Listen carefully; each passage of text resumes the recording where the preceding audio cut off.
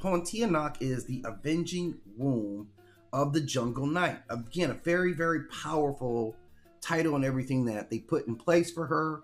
And her name comes from woman who died, or means woman who died in childbirth. So that kind of tells you everything about it. Like parts of the name, child spirit, but it's always child somewhere in her.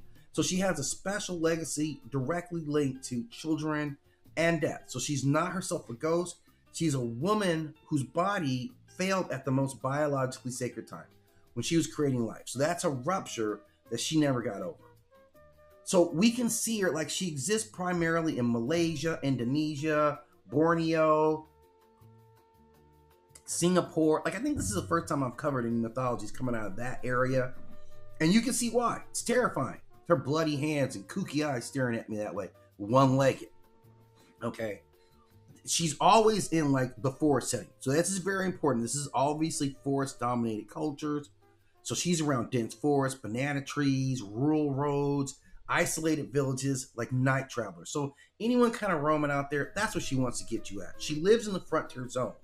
That's her realm. And you're easiest to get there. So these are the spaces between safety and the wilderness. And her energy is more ghostly than it actually is feral.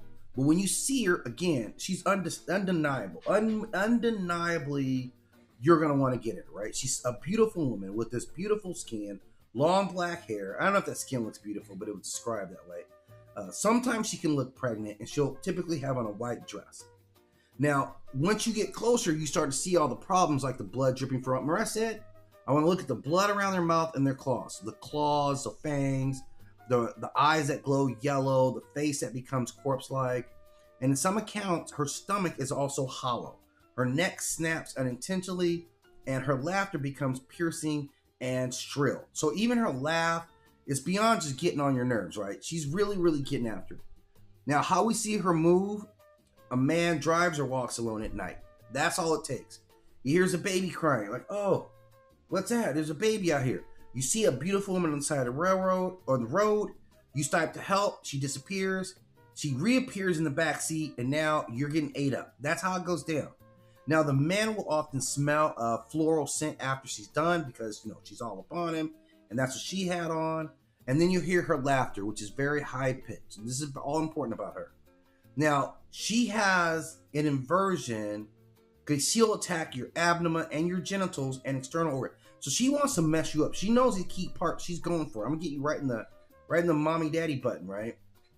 And her mythology, it's across the region, but it's pretty stable. She's a woman who died in childbirth. So this goes throughout South Asia that we see this, because infant mortality rates are pretty high, or at least they were at this time, right? So things have changed. Now, in terms of belief systems, this is where she's really powerful because her spirit is symbolic, right? They do rituals to subdue her rage, and this will turn her temporarily into a beautiful woman. But in real life, she's truly this fury 100% of the time. And it's significant because everything about her is about attempting to repress feminine rage. Like, you do not want them getting married, and we all mad, and we all get that, right? So she is maternal rage. She's not just seductive. She's a woman who was denied motherhood. She's a woman whose body becomes a battlefield, and she died creating life. So her vengeance is targeted at men because culturally husbands are responsible for getting you pregnant. So it is your fault. It's anger at the whole hierarchy system and anger at sexual impregnation. I don't know why she's mad at that when you want to have a baby, but that's what it is. The jungle operates again as the womb, with the banana trees, the wet jungle, the thick foliage. So we think fertility and growth, as we should, given how fertile the land is. And the white dress is another marker. You see how dingy her dress is, but this, of course, is associated with death, right? White was historically associated with mourning, with purity. So she is wearing a white dress. She is the dead bride, the dead mother. She is the corrupted message. So she is all of that within the context of this mythology based on her. Now, she moves in fear.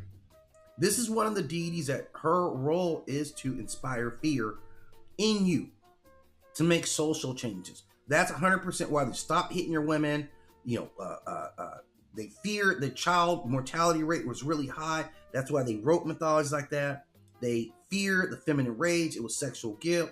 It was vulnerability under isolation. It was devouring. So all these things are elements of defining who she was. She would be a warning to night travelers to stay in the house. She would be an explanation for sudden deaths, and she would be a narrative for childbirth trauma. This is kind of how it all went down.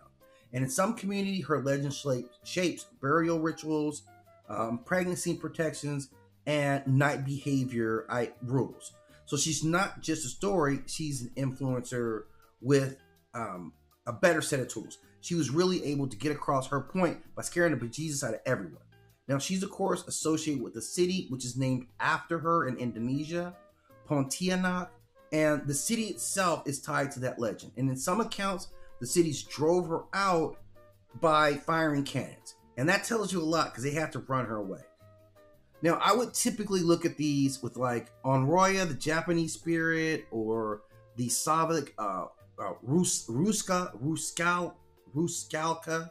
So there's some similarities. La Llorona obviously is in there, and another in South Asian belief system. So this is a great archetype that's born from life. Beauty masks the rupture. Motherhood is inverted, and that trauma turns into the hunt. So now we get to talk about, at least, we get to talk to her